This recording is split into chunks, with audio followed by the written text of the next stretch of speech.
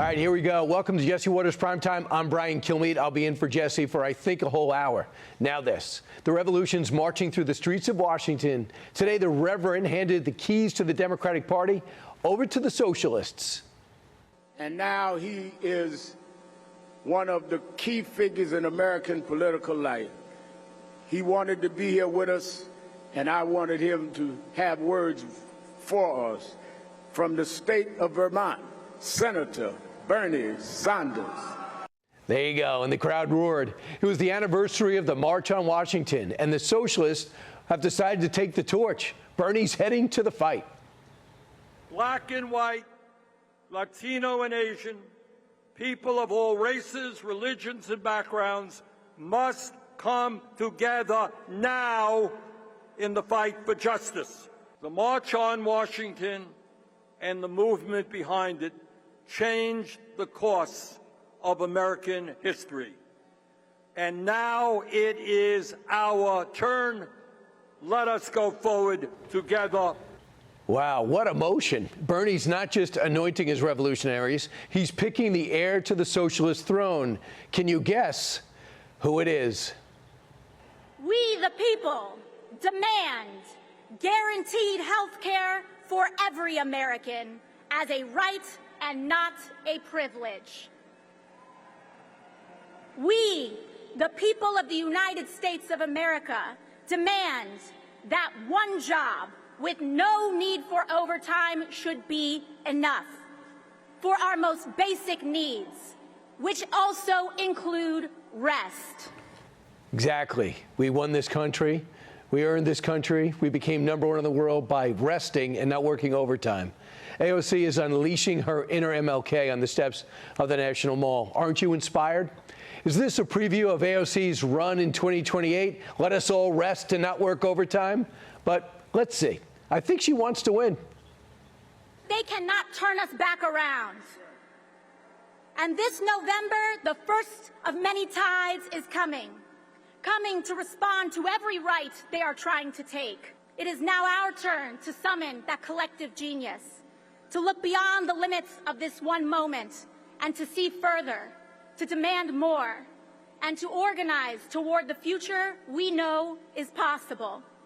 The tide is coming, and this time we intend to win it all. Okay, there you go. Right behind her is an army of socialist foot soldiers ready to work 30 hours and then take a break. And then, of course, then there's the weekend. And then again, they might want to just fight. We understand that this country was built on the back of black people, and we continue to hold that truth. As we see, we live under a dictatorship that is criminalized immigrants, specifically black immigrants. All right, here we go. They're telling people to pick sides. It's the socialists versus the establishment. Are you willing and able to use people's pronouns even if you don't get it? Are you willing and able to fight for people to make their own choices about their bodies? And are you willing and able to stand up for migrants? I'm not kidding. She wrote that down. That's the speech that's supposed to inspire. Will you fight for pronouns? House Minority Leader Hakeem Jeffries also showed his face at the Socialist Fest, the first time he's been in public since he got backlash for taking a meeting with Donald Trump's son-in-law, Jared Kushner. No, he didn't dress up like a leprechaun with a Yankee hat. Not this time. Black political representation is under assault with Jim Crow-like tactics all throughout the South. Challenging times. Wickedness in high places. Jeffries is underwater right now, and the parties are circling him like sharks. Even the Democratic machine is turning against the guy. James Carville has had it with Hakeem. The thing that Senator Schumer and presumptive Speaker Jeffries need to understand is that every Democrat in the country thinks these people are a pile of treasonous felons. That's what we really believe. And if you treat them as anything other than a pack of treasonous felons, Democrats are not going to like it, and they're going to separate from you. We're not looking for backdoor deals with them at all. We don't give a shit about them. We don't like them. We think they're all have due process and equal protection. They'll be all thrown in a motherfucking jail because that's what they deserve. Did someone wire his jaw shut? I mean, what's going on? Is he whispering? Hakeem is asking for a bailout, and he's asking the Messiah. I'm talking about President Obama. The former president is set to headline a fundraiser for the wannabe speaker in New York in a couple of weeks. There's just one problem. The new socialist crew does not want to hear from Obama or anyone else from the old party establishment. These guys are out of ideas, they claim. They're actually still stuck on impeachment. Congressman Al Green, you remember him, who lost his primary in Texas, says he's trying to sneak in an impeachment right before he loses his seat. You're filing them now. What effect do you think this will have? Well, the time is always right to do what is right, according to Dr. King. And I agree with this concept. Filing articles of impeachment will put us all on the record.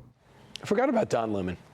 Hey, you know, every Democrat consultant is telling the party to stay away from impeachment 3.0. So is the rest of the country. It seems even for Dems, it's toxic. It's why they keep on losing. They're obsessed with Trump. These people have not learned their lesson, and now they're panicking over the new blood in their so-called Big Tent. Carville's scared of Abdul El-Sayed in Michigan. I find this guy to be really, really troubling.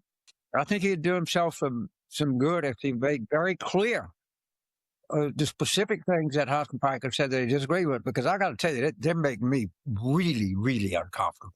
Abdul's turning into the face of the party. You know that. They're already comparing Abdul to Obama. Even Hunter Biden said it. He is the standard bearer for the party these days. And just like Obama, Abdul isn't proud, I should say, of his country, this country. What have you found in your travels that you would say America could gain from back home or anything like that? Community. Yeah. I think the hardest part about American life right now is that we've been like deeply atomized, right? Mm-hmm. We're told that all the community we need is on a little computer on our hips. Mm-hmm. And that's not community. You don't feel that. And I think there, for all of the challenges that much massive humanity can bring, you're constantly enveloped in other people's humanity. It's like a beautiful thing. How many times have you said this at home? We should be more like Egypt. He wants to be more like Egypt. He's tired of America, and who isn't? These socialists do not love America. They don't love our culture. They don't love our Constitution. They want to abolish it, just like they want to abolish our borders. Why have them? Why have prisons? Why have ICE? Why have a Supreme Court? Why have a Senate? Why even have a presidency? They want a complete and total overhaul. No one is standing in their way. The moderates of the party just cannot keep up. They are trying to a degree.